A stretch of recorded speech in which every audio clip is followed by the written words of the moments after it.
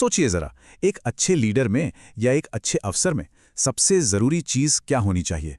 बड़ी बड़ी डिग्रियां या फिर दिल में दूसरों के लिए दया का भाव, यानी कंपैशन? बस यही सवाल इस पूरी कहानी का आप कह सकते हैं दिल है। अब कहानी पर आने से पहले इसके लेखक को भी तो जानना बनता है। मुंशी प्रेमचंद, हिंदी और उर्दू साहित्य का एक ऐसा नाम जिसे कौन नहीं जानता। उनकी खासियत क्या थी पता है?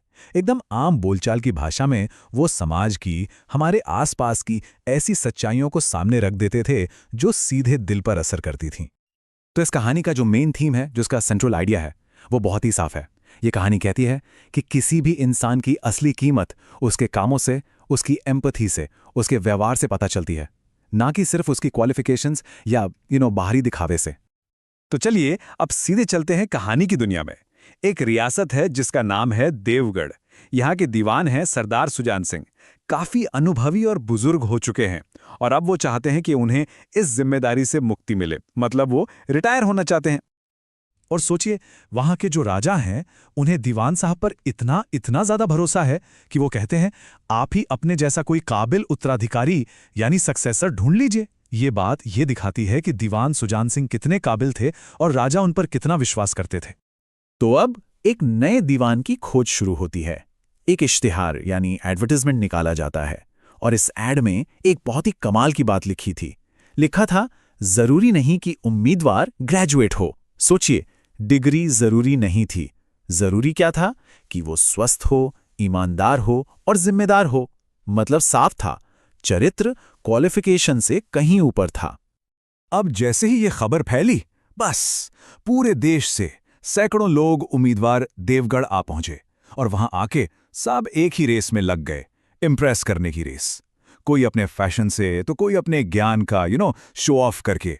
सबको बस यही लग रहा था कि ये जो ऊपर ऊपर का दिखावा है ना, बस यही उन्हें दीवान की कुर्सी तक पहुंचाएगा।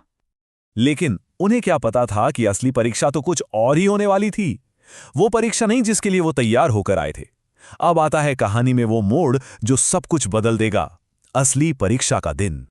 तो होता यह है कि एक दिन सभी उम्मीदवार मैदान में खेल कूद रहे हैं, मौज मस्ती कर रहे हैं, और अचानक पास से गुजर रही एक किसान की गाड़ी कीचड़ में फंस जाती है। वो बेचारा किसान अकेले ही पूरी जान लगा देता है, पर गाड़ी टस से मस नहीं होती। और ये सारे उम्मीदवार खड़े खड़े तमाशा देख रहे हैं। किसी के दिल में दया नहीं आती। तभी भीड़ से एक नौजवान निकलता है जिसे खुद भी चोट लगी हुई है, पर वो उस दर्द की परवाह किए बिना सीधा उस किसान की मदद के लिए दौड़ पड़ता है। इस घटना के बाद अब सबके दिमाग में एक ही सवाल घूम रहा था, आखिर देवगढ़ का नया दीवान बनेगा कौन? कौन होगा वो खुशकिस्मत? क्या वो जो सबसे ज्यादा ज्ञानी था, या वो जिसके कपड़े सबसे महंगे थे? और फिर आता है कहानी का सबसे बड़ा, सबसे शॉकिंग ट्विस्ट। वो किसान, वो कोई आम किसान नहीं था। वो तो खुद दीवान सुजान सिंह थे। भेष बदलकर वो चुपचाप सभी उम्मीदवारों के चरित्र की, उनके आचरण की असली परीक्षा ले रहे थे। तो चलिए एक छोटा सा कंपैरिजन कर लेते हैं। एक तरफ थे वो सारे उम्मीदवार जो दिखावे, स्वार्थ और एकदम बेपरवाही में डूबे थे। उन्हें किसी से कोई मतलब नहीं था। और दूसरी तरफ था ये एक अकेला नौजवान जिसके अंदर थी निस्वार्थ सेवा, दया, साहस और आत्मबल, यानी इनर स्ट्रेंथ।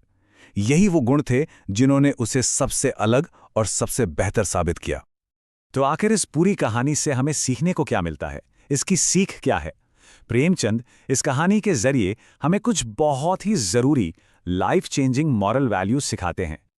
एक शब्द है जो इस कहानी में बहुत इंपॉर्टेंट है, आत्मबल। क्या मतलब है इसका? इसका मतलब है इनर स्ट्रेंथ, वो आंतरिक शक्ति, वो मॉरल करेज जो हमें मुश्किल से मुश्किल हालात में भी सही काम करने की हिम्मत देता है। उस नौजवान ने वही आत्मबल दिखाया था। और एक और बहुत खूबसूरत गुण, उदारता यानी जेनरोसिटी। बिना किसी स्वार्थ के, बिना ये सोचे कि बदले में क्या मिलेगा, बस दूसरों की मदद करने का जज्बा। यही उदारता थी जिसने उस नौजवान को उस बड़े पद के लायक बनाया।